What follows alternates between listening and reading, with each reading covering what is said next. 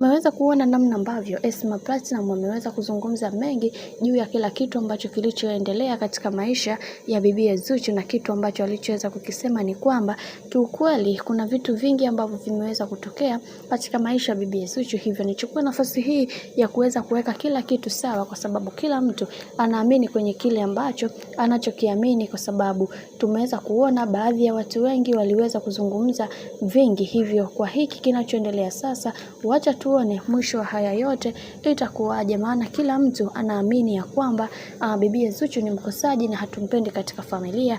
Ila nataka niwatoe shaka kwenye hiki kinachoendelea sasa. Bibi Zuchu ni mtu ambaye mwenye akili timamu na anaamini ya kwamba kila kitu kinawezekana katika maisha, na kuna kila mtu ambavyo anaamini vile ambavyo watu wengi walitamani kuweza kuhakikisha maisha yake yanakuwa katika misingi na mikakati iliyo bora. Hivyo kwa hiki ambacho kinachoendelea sasa, Mungu pekee ndiye ambaye atakayeweza kusimama imara na kuhakikisha kila kitu kinakuwa katika misingi na mikakati iliyo bora. Na Esma hakuweza kuishia hapo, aliweza kusema ya kwamba Zuchu ni mwanamke ambaye anajielewa na anajitambua, anajua thamani yake.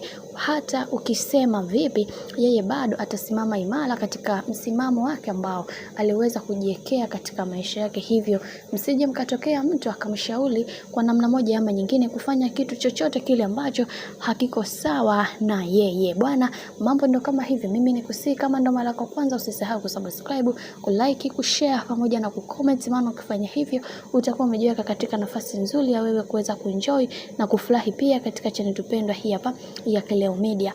Mimi sina la ziada, wacha nikutakia siku njema na kazi njema, tukutane next time, lakini usisahau kusubscribe, like, kushare pamoja na kucomment ili uwe wa kwanza kupata notification za video ambazo tunazoziweka hapa.